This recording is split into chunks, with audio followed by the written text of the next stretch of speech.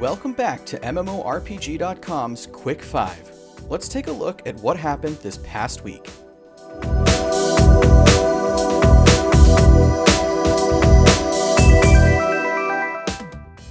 Number 5. Path of Exile's newest expansion, Echoes of the Atlas, releases today on PC. The latest expansion for Path of Exile is called Echoes of the Atlas, and it's out today on PC, while consoles will see it on January 20th.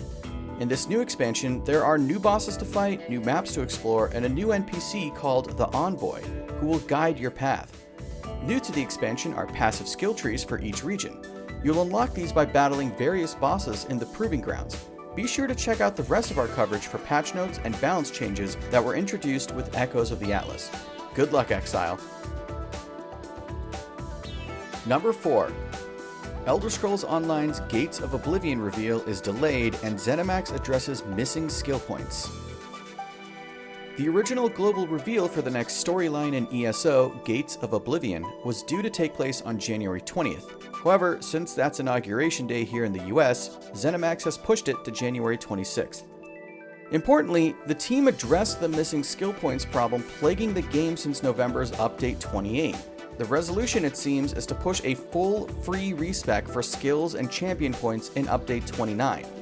After this happens, all extra skill points will be removed from the game, and all players will have access to the same number of earnable skill points as everyone else. Number 3. Persona 5 Strikers preview is now live. Earlier today, Robin shared her thoughts on the upcoming Persona 5 Strikers, the Persona Warriors crossover that comes to the West on February 23rd.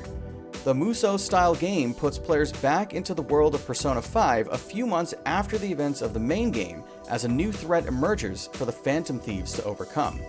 Instead of the straight turn-based RPG Persona 5 fans know and love, Striker plays like a Dynasty Warriors / Persona 5 hybrid, with Robin, our previewer, putting it thusly.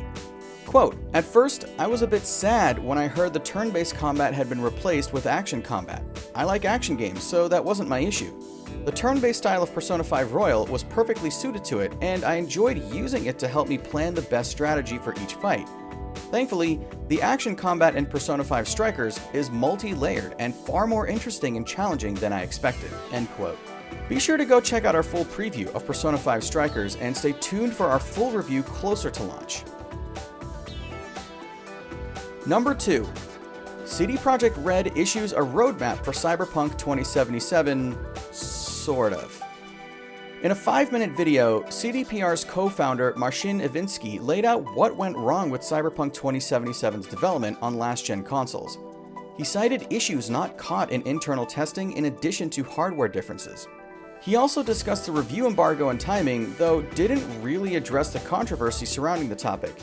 Iwinski does touch on review timing for console copy, stating that when the team did start sending console code on December 8th, after the PC reviews were live, it was later than they originally planned due to iterating on the Day Zero update for launch. Finally, a roadmap of sorts was announced, with the expectation of a big patch in the next 10 days, followed by another patch in February. After that, though, we don't really have dates for much. However, he did mention the next-gen update will be released sometime in the second half of 2021. And at number 1 this week, Ubisoft and Lucasfilm Games have announced a new story-driven open-world Star Wars game, while a new Indiana Jones game is coming from Bethesda. The new Star Wars game will be developed by Division 2 developers Ubisoft Massive. Although the game will be story-driven, details are scarce right now.